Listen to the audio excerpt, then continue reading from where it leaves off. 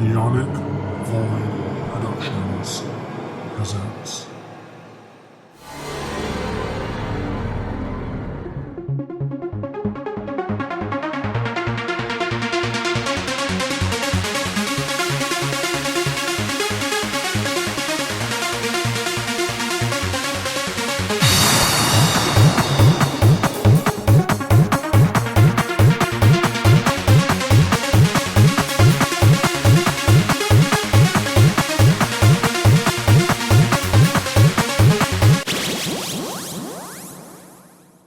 Hello, and welcome to Book Watchers. Hi. Howdy. We're your hosts with the most. My name is Jacob. And who are you again? The icon. Not even an icon. Hi, I'm Devin. I am in everything. Wow, By you the time not even you're an icon. by the time you're listening to this, it's probably I don't even know. I haven't started posting these yet. So you're probably hearing this in a couple months because episodes put off because I want to make sure I have a lot. But if you're hearing this, we're posting again. Yay. Because we stopped at freaking Hellraiser. Oh yeah, it's been a minute, like over a month since we last recorded. Over a month. Oh, when was the last? Let me look up the last time we were. Yeah, but we're 2 back at months. it again. Hopefully we'll be posting more regularly, recording more regularly. It's been a minute. Well, not for y'all God. because August has been a minute, but neither here nor there. So, but yes, Carrie, we are continuing on our journey through the horrors of. Actually, we don't even have a thing. We're just going around kind of like in the ooky spooky realm, and we did Jurassic Park and Hellbound, Heart, and Hellraiser, and now we're at Stephen King. And we're doing Carrie, Stephen King's first novel. Hell yes. Yeah, so for those of you who don't know who Carrie is, I'm just curious. I'm Where have you baffled, been? I'm just behooved. like how behooved. Everyone knows Carrie. You may not realize, like, oh wait, Carrie, Steve, that was written by Stephen King. That was that movie that came out in the early 2010s, or if you're old, like the 70s. Oh God. But yes, but Yeah. yes, Carrie is a Stephen King novel. It was written by Stephen King in the Stone Age, and by the Stone Age I mean 1974, Yeah. which it's pretty much the same thing. It's let me see here. So let me just get my notes. So the thing about Carrie is Stephen King. He originally wrote Carrie to be like more of a short story for the men's magazine Cavalier. But after he really he wasn't originally going to continue writing or like really publish Carrie, because he just didn't think it was going to be successful. But his wife, at the time, Tabitha, or I don't know, I don't know Stephen King's personal life, but his wife convinced him to continue writing it, and he based the character Carrie on two girls he knew in high school and enjoyed fabricating.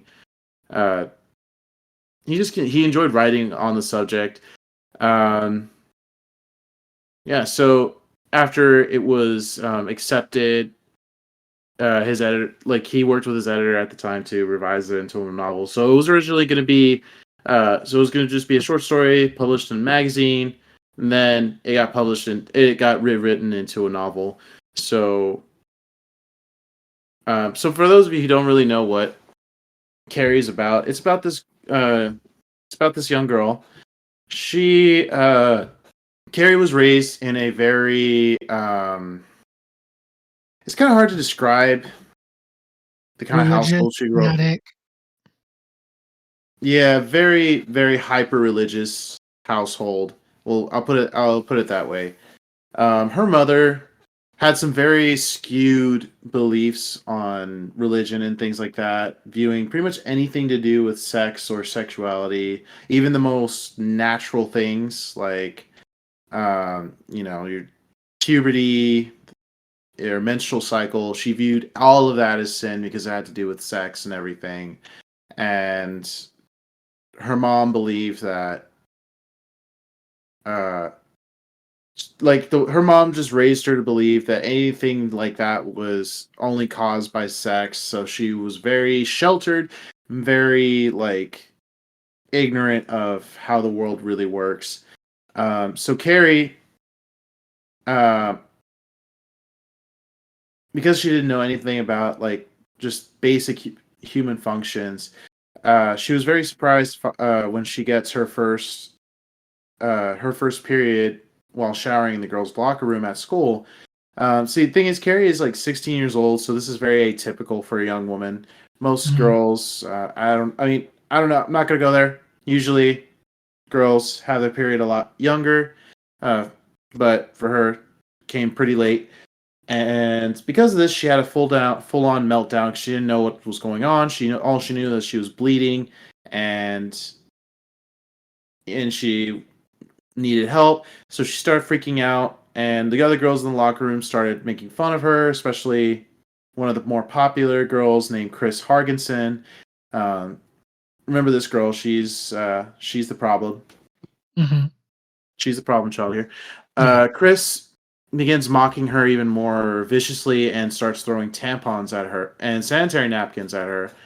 And the other girls in the locker room begin to do the same thing. And it only stops when the gym teacher, Mrs. Rita Desjardins, uh, stops the whole thing and sends Carrie home after she gets Carrie cleaned up. Um,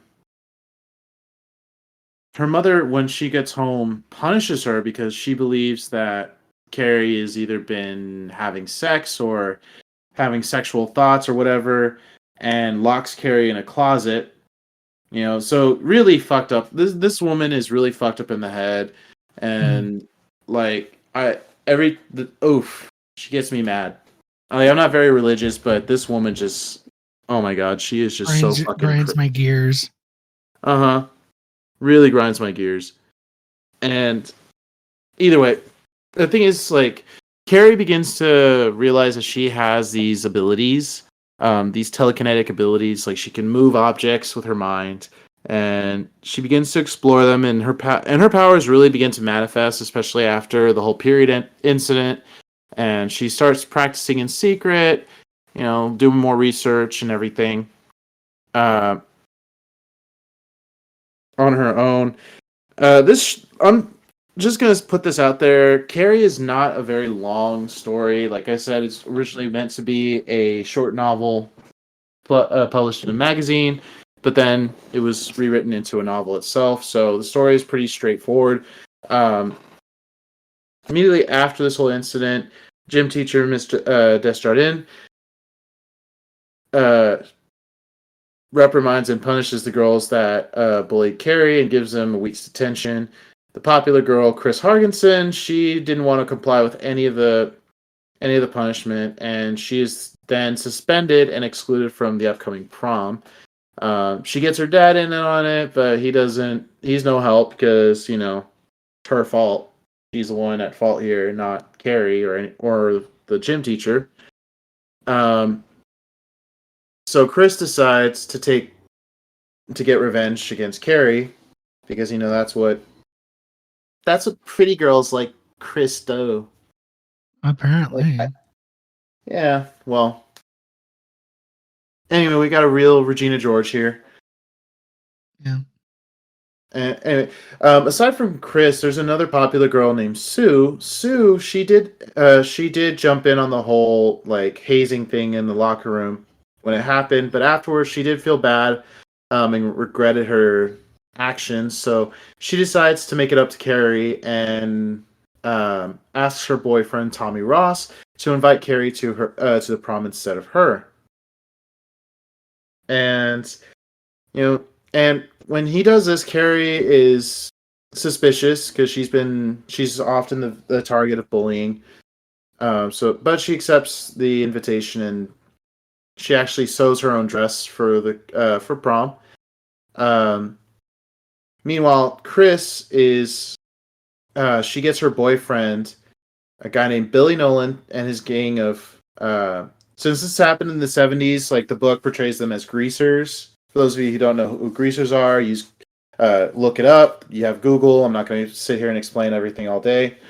Anyway, his Billy Nolan and his gang, they managed to get several buckets of pig's blood, and while Chris, she like begins to rig the prom election for king and queen in Carrie's favor. So, when prom night comes, it actually goes well. Tommy's friends are actually very friendly to Carrie, and Tommy himself actually finds that he actually likes Carrie as a friend. It's like, oh, hey, this chick's not that bad. But Chris, she actually manages to rig the election, and Carrie and Tommy are elected prom king and queen. However, just as Carrie is being coronated, she was given the flowers, the prom queen crown, and everything. Chris from a distance dumps blood, the buckets of pig blood onto Carrie and Tommy's heads. When she does this, one of the buckets actually fall from the rafters and hits Tommy on the head, and it kills him because it's a heavy metal bucket. Yeah. Unfortunately.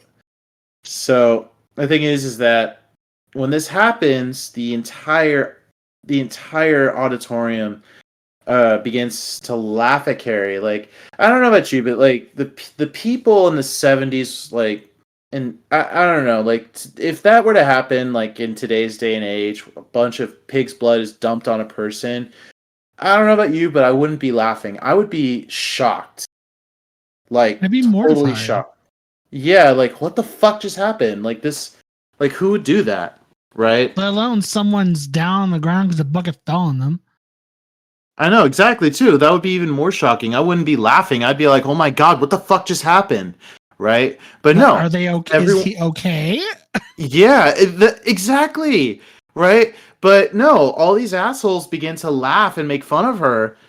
So, like, the thing is, here's like, I'm just going to go ahead and point this out now. Like, the big difference between the movies and the book. Carrie actually leaves the auditorium. She leaves the gymnasium, feeling humiliated. And when she's outside, she's still freaking out. But then she remembers, wait a second, I have telekinesis, and she decides to get revenge for being tormented. So she uses her powers, and she actually seals the gym from the outside. So she makes sure that all the doors inside are closed. No one can get out. And she triggers the sprinkler system inside the gym, and because there's this is the 70s, and proper safety measures when it comes to electronics wasn't a thing back then. All that electronic equipment that's inside the gymnasium gets wet, and she ends up electrocuting most of the people in the gym. And this also causes a fire to break out in the gym and burns everything to the ground. And a few students and a few of the faculty actually managed to escape the gym. Carrie, she's so overwhelmed by rage that, like, when the fire department begins to show up, she actually starts sabotaging their efforts to fight the fire. And the way she does that is she starts like destroying the fire hydrants that are within the school's vicinity. And then she starts destroying other things like around the town. So like she starts making her way home, and as she's going, she's destroying gas stations. She's cutting power lines. She destroys several buildings. And in the end, she actually ends up killing like hundreds of people. And as she's doing this, it reveals that Carrie also has another ability, and that's telepathy. And she's using her telepathy to like broadcast a message to the people around her, telling them that it was her. She's the one doing it. Yeah. This is all done by Carrie. And when Carrie gets back to her house, she's confronted by her mother, who believes that she's been possessed by Satan and tries to kill her. The book hints that her mom, like her mom, is like very abusive, not only physically but emotionally and mentally.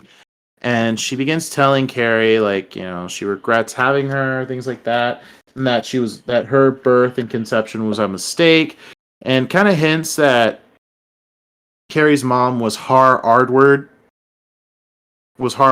by her dad, and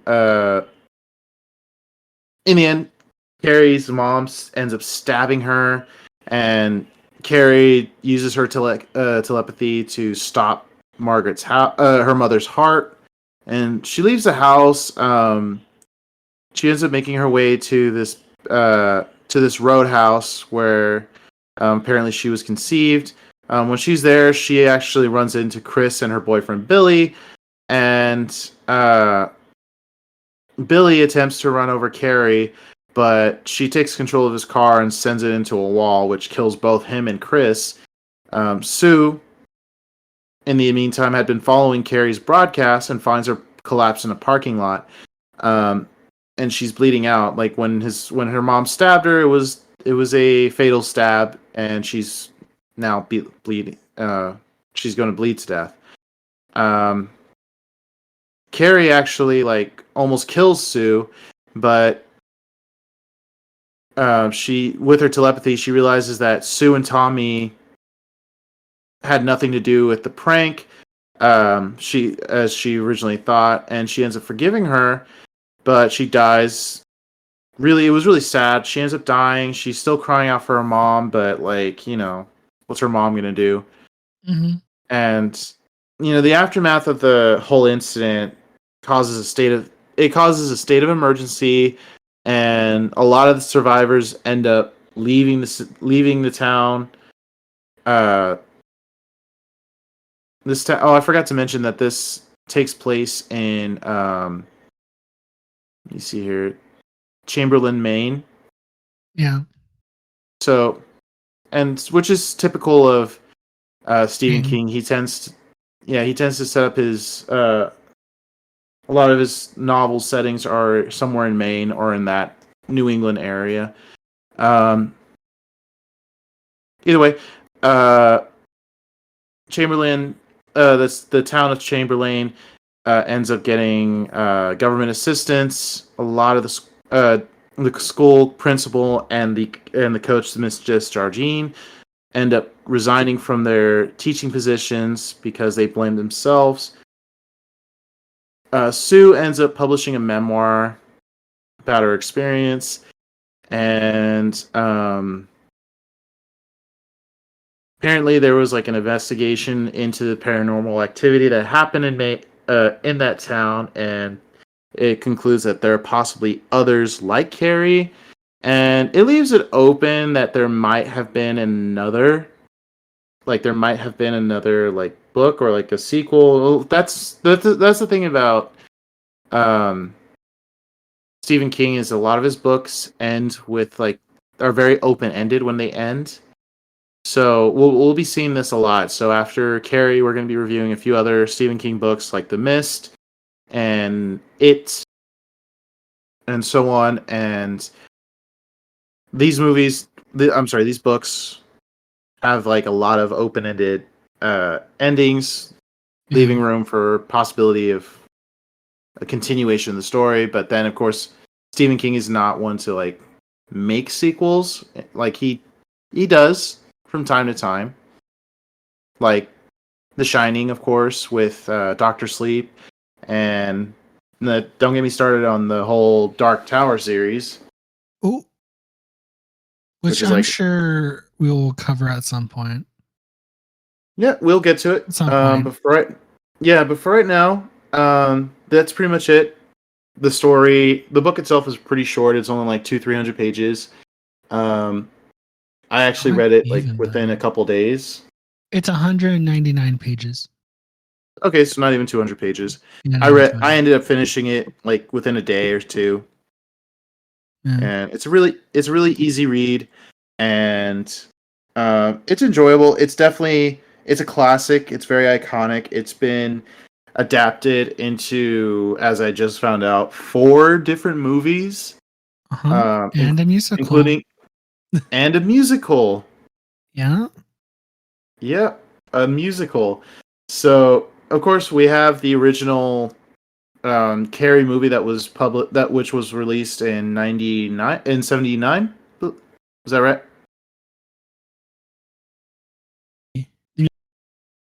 No, the original movie. The original movie was 76. 76. Cool. Oh, like literally. See that this is like Not I'm just even gonna like 2 years later. I know like see that's Yeah. the thing about Stephen King is like his novels are very good. He does not hold back, and they win a lot of points in Hollywood, and oftentimes gets adapted. Like, didn't Doctor Sleep come out like a few years before the movie did? Yeah. Yeah. Almost certainly did. Yes, it did. This movie, filming of the movie took place. Oh, guys, does it say what year? No, it does not say what year. Well, I mean, From it what probably I can tell, it looks like pretty much when they released the book, they started working on the movie not too long after, pretty much. That's what it looks like. yeah, Because they were yeah. already casting roles and stuff, but yeah, I think they didn't waste too much time in working on it. Getting the first one started anyway. Yeah.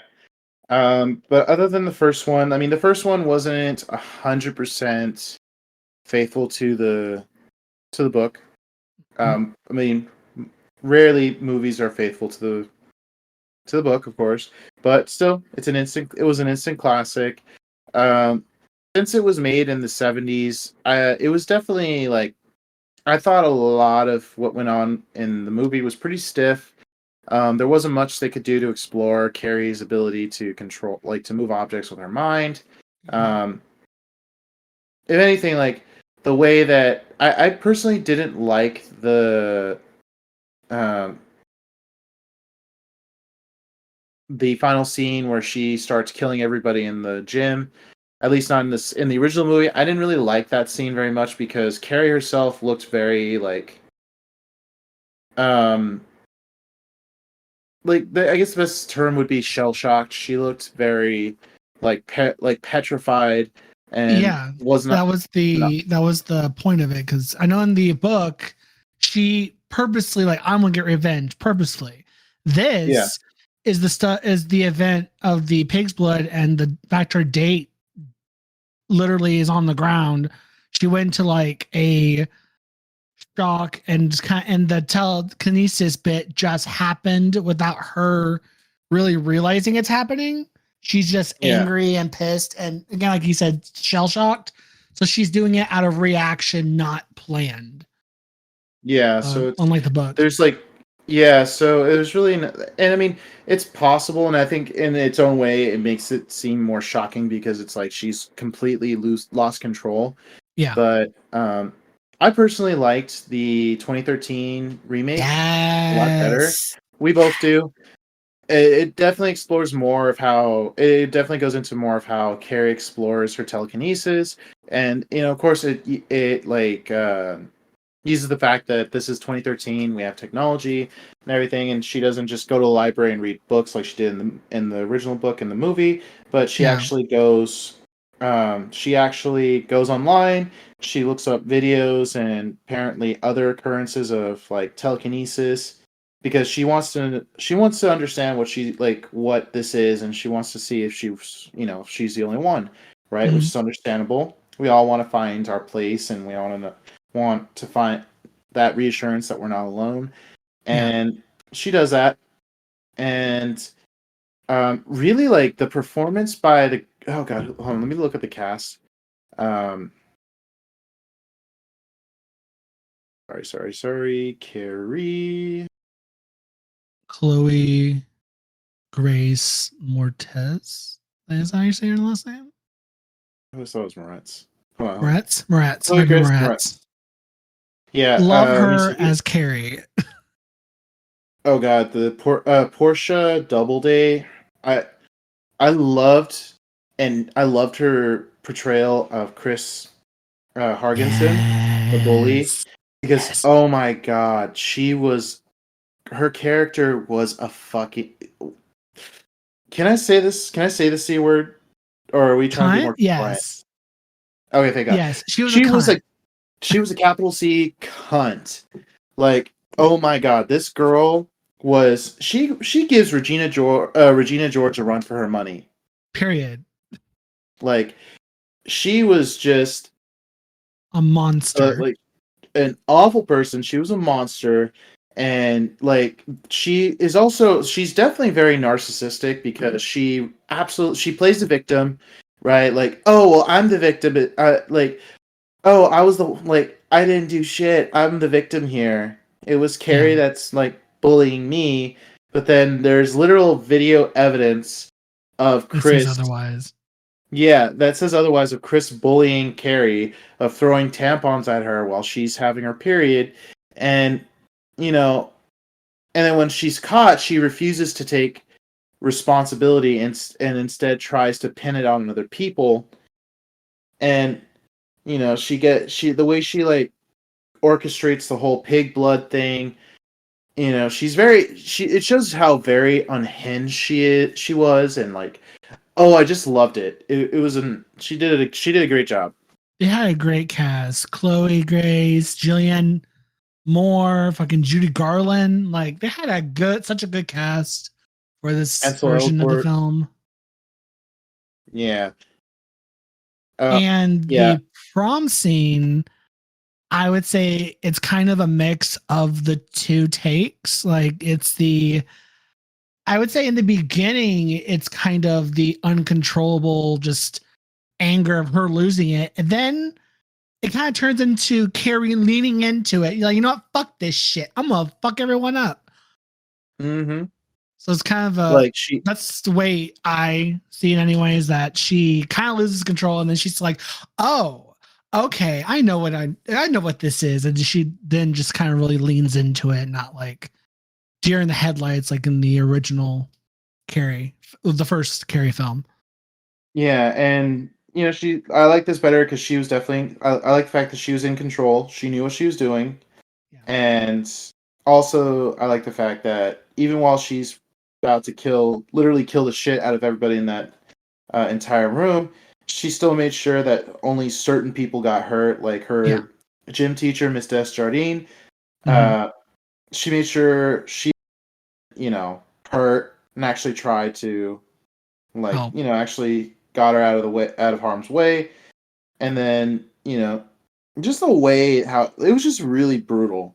Like the way that she ends up killing everybody. good. She electrocutes people, she strangles people, she actually traps this one dude in like those, like, like some Bleachers. gymnasiums have those, yeah, they have those bleachers They that have fold their up into the foldable wall. bleachers. Yeah. Yeah, she actually like fucking eviscerates one guy by doing that. And then like also I love how she immediately knows that it was Chris that did this.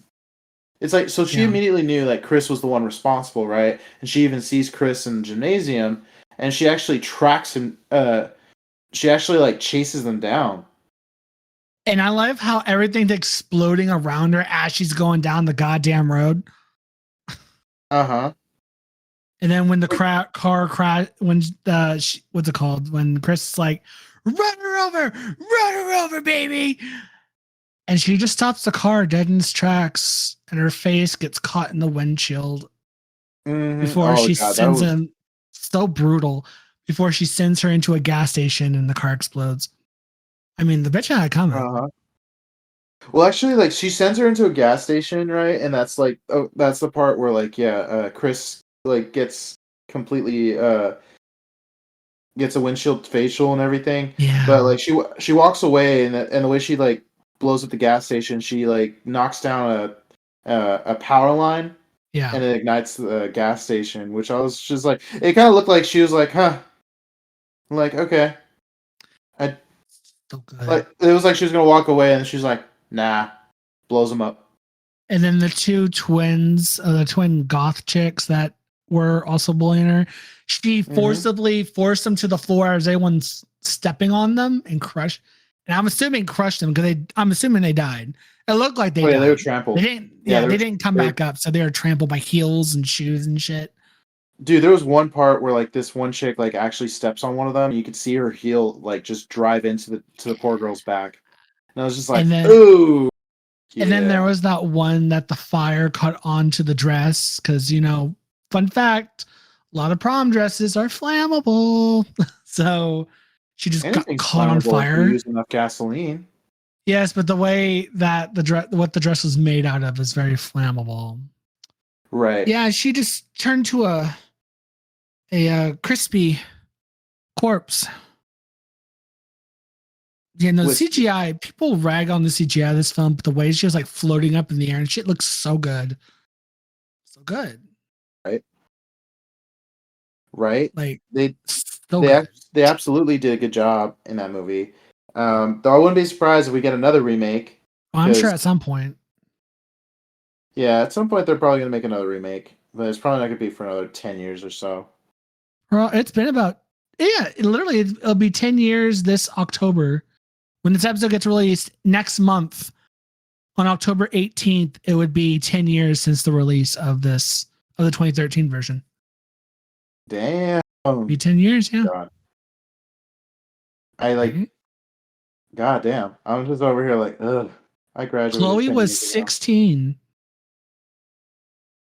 She was 16? She was 16 when she did that movie, when she did Carrie in 2013. She was 16 years old.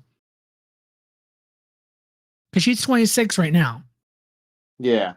Yeah, she was 16 doing Carrie. I don't know why. When Carrie came out, I thought she was a lot older. You would think. I thought so too, but no, she's like 16. Huh. And of course, she also did other movies, like she did oh God, what's it called? God, what's that one movie called? Dark Shadows. With oh yeah, with Johnny Depp. With Johnny Depp, she was the werewolf. Which again, iconic. Love her in that. So good. Again, she was like 15 in that. A literal preteen doing horror films. She was a young scream queen back in the day. I know. I haven't seen her in anything recently. Unless I haven't. She's been on. She does Wednesday Addams in the Addams Family animated films. Yeah. She also's done. I think she's done a lot more of TV because she's on a show called She's on an Amazon series, and she's been doing that since 2022. So she's doing like a sci-fi drama called The Perceiver? No, not The Perceiver. Oh my God. I don't even know how to pronounce that name. How to pronounce that. My dyslexia is kicking in. I'm gonna put it in the chat. See if you can guess it, because I'm even gonna try to pronounce that. My mind is doing tricks and flips on me. The Peripheral? Peripheral, yes, that. She's been doing that since 2012. Okay. And she's the lead role for that. Oh, okay. So she's been on Amazon, and she also did Tom and Jerry. She was one of the main characters for that, and then she did like a weird, smaller post-apocalyptic sci-fi film called Mother/Android that I think Netflix released. Oh no, sorry, Hulu released it in the States, and Netflix released it outside the States. So I think you could find that one on Hulu. Yeah, she hasn't really done anything like huge since I think our last big one was she was in Kick-Ass, she was in The Fifth Wave, Neighbors 2. She was also in Superior, the remake, and Greta. Mm-hmm. I would say Greta is probably her last big role, and that was in 2018. She's been kind of just keeping low profile, I guess, or being more particular on what she wants to do. which girl queen work, girl boss. Yeah. But And she does have an animated film from Netflix coming out in June. Or by the time this episode gets out, it's already out. It's called Nimona? Nimona, where she plays like a, what is it, succubus? A shapeshifter. okay. It's an All right. it looks like to be an LGBTQ show or themes. Yeah, yeah. Yeah. Well, it sounds good. But just real quick, just to get back to Carrie, let's go ahead and really, Carrie is definitely a classic, Yeah. and it's Most definitely definitely. one of his more. It's definitely Stephen King's more recognizable works, right next to It Yeah. and The Shining. And I always recommend read the book, and Yeah. of course watch the movie. Like, this is definitely one of the few movies that um it's one of the few movies that I would say, yep, it definitely did something right. Yeah. And the thing about Stephen King novels is that just because of how they're written, they can be interpreted and they can be adapted in any which way you want, and it would still Yeah. probably work. Yeah. Pretty much. So read the book, watch the movie. Depending on which movie you watch, doesn't matter. Always want to. If you're a big movie buff and you just want to watch the classic, go ahead and watch the classic. If you're like us who watches the movies because they're good, definitely watch the 2013 remake. Um, I can't really say much about the 2002 TV release movie because I've never seen Yeah. it. I didn't even know it existed until literally today, day of this Yeah. recording. Yeah. And then also, uh, if you want to watch it just to get your own opinion on it, there is technically a sequel to Carrie, the original. Yeah. There's a sequel to the 1976 Carrie. It's called Carrie 2. The what? Wait, what was it called? Carrie 2. It was called The Rage Carrie 2. It's weird. Right. Weird It name. was weird because really it was just about. So apparently she has a half sister, and pretty much like same shit. Her half sister has telekinesis and gets bullied, and eventually she snaps and kills everybody. In the movie, when she snaps, like, she has this tattoo on her shoulder of a rose, and when she snaps, like, the tattoo begins to change shape, and like the vines coming off of the rose begin to like stretch all over and extend all over her body. And it's just like, I mean, girl work, but at the same time, the fuck. Yeah. Pretty much. But other than that, that was Carrie by Stephen King. Hoped you Yeah. enjoyed it. So thank you guys for listening to today's episode. It's a little bit shorter than normal, but again, Carrie is a very short book. It's not very long, capping under 200 pages. So read it up, read it and wait. Yeah, Watch the yeah, movies. They're everywhere. I'm sure you could find one of them somewhere on streaming. But yeah, yeah. And and that's it. I mean, unless you have anything else to drop. no, No. no. Next week, what movie did you want to go ahead and? Oh, what are we doing next? What is next week? Did we plan that? I don't remember what next week was. Pretty Hold up. sure we did start planning some stuff. I know, What like, is we were gonna next start off. week? Hold up. Let me pull up the calendar. I think we were gonna start doing D&D stories.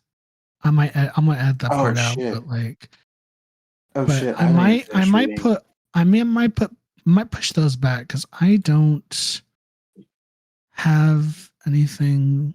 I don't have those to read yet. I think the I have next like. thing that we haven't done as of yet was I know I took a bunch of them off because I didn't know we were going to record again for um what do they call it, for book watchers. I know I put down the Ring series, the Ringu books. Which I don't have those. If I can lend you the first one if you like. well, for those episodes, for Or you want me to wheel those, I can wheel that. We can reverse it and I talk yeah. about a So book. okay, so just make sure to edit this part out. But let's go ahead and close Yeah. out the episode. So you know what? For next week, let's just go ahead and do another. We're gonna just go ahead and do another Stephen King book. Just to Work. gives everybody time to prepare for anything else after that. Oh, We'll go ahead and review Firestarter. Firestarter. Oh, okay. Yep, Stephen King's Oh, Firestarter. It's very okay. So next week, people, we are going to be reviewing Stephen King's Firestarter. For those yeah. of you who've never heard of it, definitely tune in. You're going to enjoy it. For those of you who have, just give you a little idea. Think Carrie, but with pyrokinesis. I've heard the movies were trash. The No comment on that until next set. I will not comment on that just yet. But yeah, definitely take a gander at us next week. Yeah. Okay. Well, until then, y'all. Bye. Bye. Jinx.